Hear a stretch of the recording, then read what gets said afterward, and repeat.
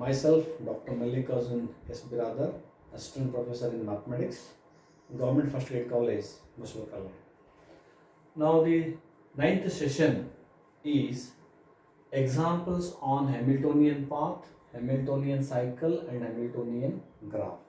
In the previous class already we have defined what is Hamiltonian path, what is Hamiltonian cycle and how we have defined Hamiltonian graph already we know. Okay, now let me consider some examples based on those concepts. Consider one simple example first. The example is, give an example of a Hamiltonian graph. Give an example of a Hamiltonian graph. Okay, of your choice. There are so many examples. One example they are asked to draw, or you may specify in terms of notation also. Okay, very simple concept. This is one example of a Hamiltonian graph because it contains a Hamiltonian cycle. Or even you can say this is also another graph, Hamiltonian cycle, because it contains a Hamiltonian cycle. A cycle containing all vertices of the graph is called a Hamiltonian cycle. Even this graph is also a Hamiltonian graph because it contains all vertices. A cycle containing all vertices. There is no restriction on this edge. It's not considered. There is no restriction on edges. There is a restriction on vertices. So like that, you can give a graph which is Hamiltonian of your choice. Okay. So you can give any example. Let me draw another example. You may say K phi u is a Hamiltonian graph. If I try to draw the K phi,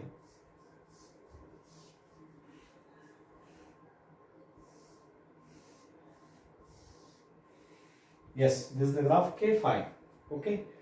There is a cycle containing all vertices. Say there is a cycle containing V1, V2, V3, V4, V5 and V1. Yes, there is a cycle containing all vertices. You may think that there are so many others, other edges which we have left out. It is immaterial. There must be a cycle containing all vertices of the graph. Then that cycle is called Hamiltonian cycle, and any graph which contains a Hamiltonian cycle is called a Hamiltonian graph.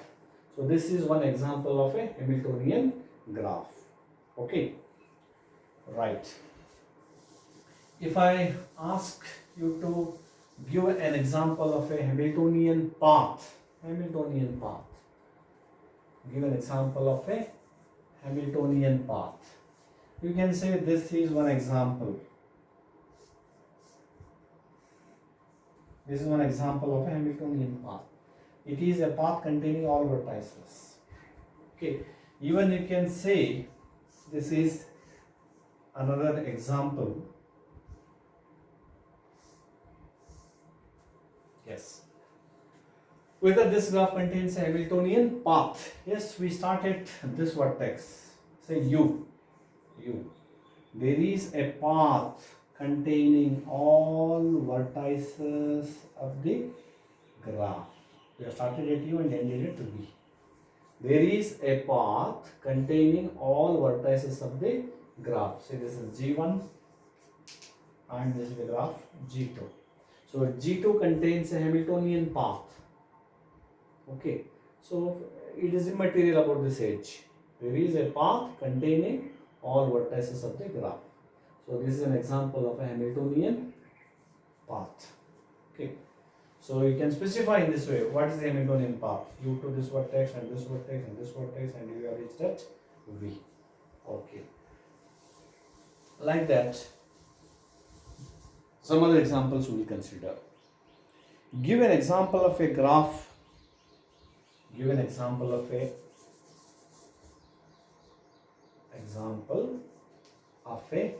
graph G whose complement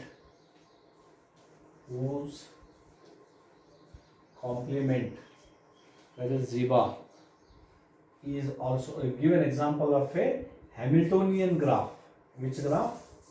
Hamiltonian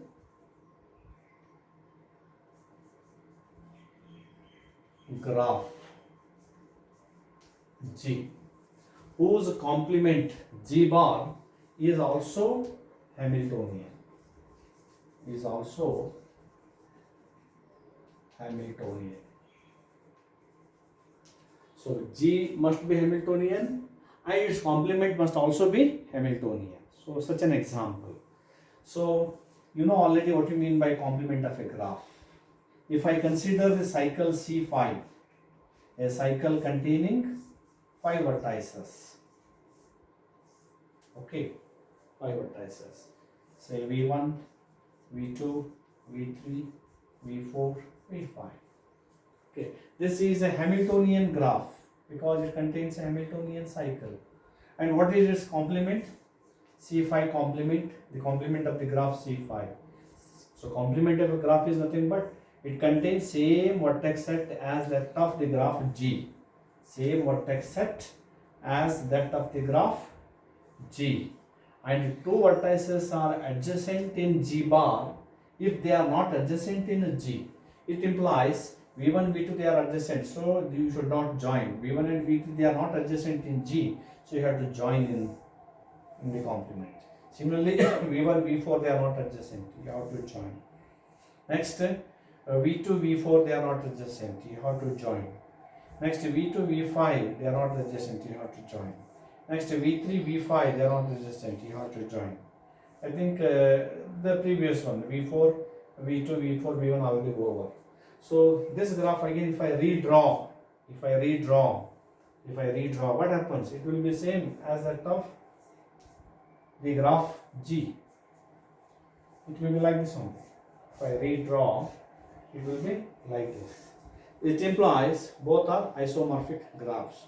So therefore, this is also Hamiltonian graph and this is also Hamiltonian graph because both are isomorphic. So this is an example of a Hamiltonian graph in which its complement is also Hamiltonian. Okay. Similarly, they may ask another question.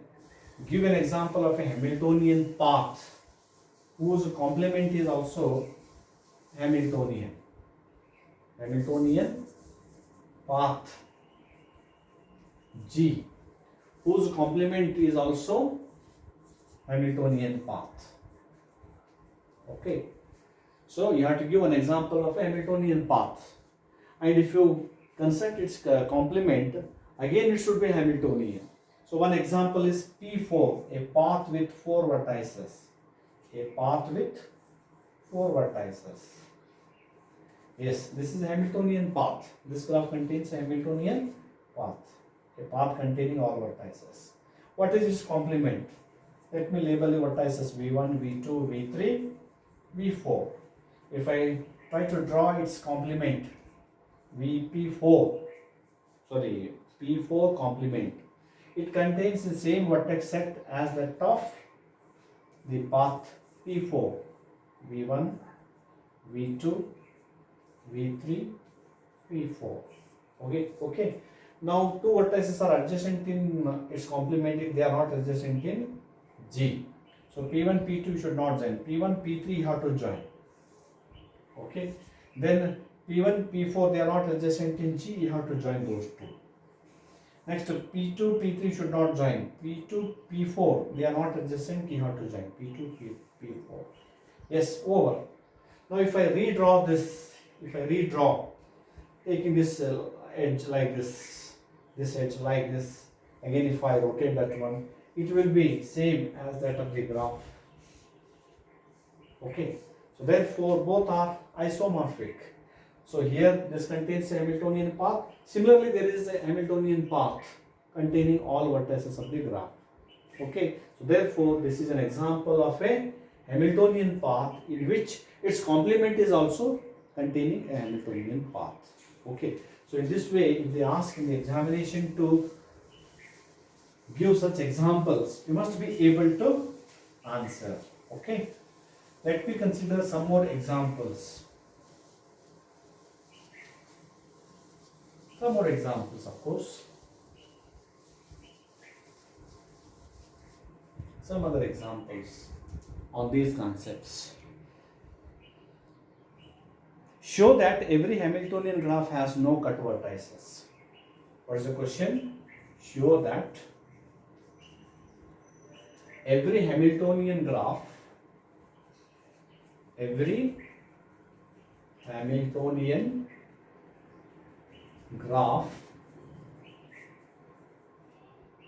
has no cut vertices.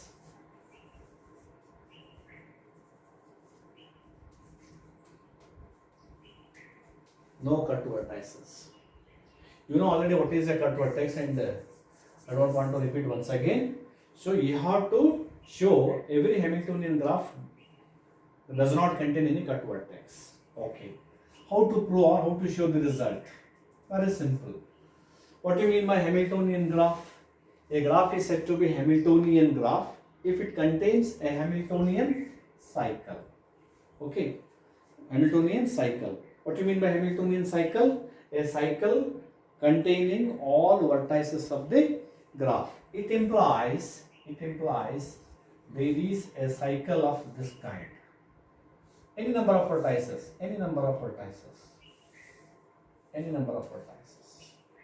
It may be with 3 vertices minimum, because cycle. How to form a cycle?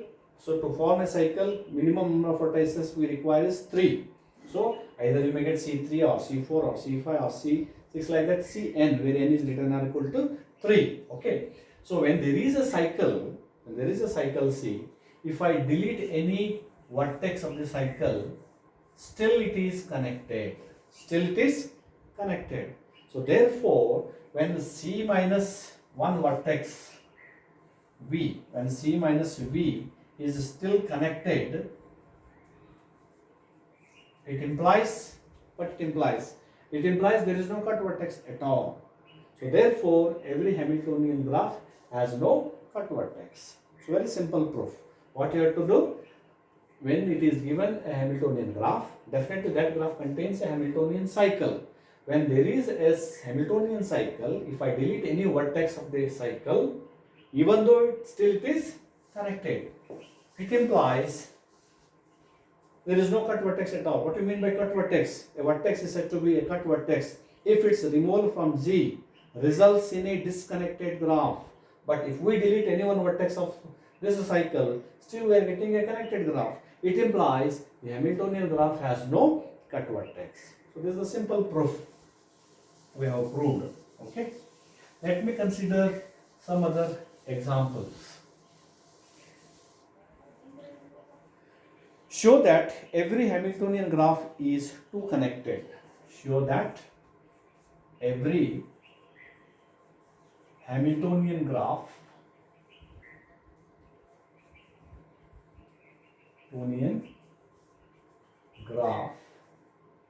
is 2 connected.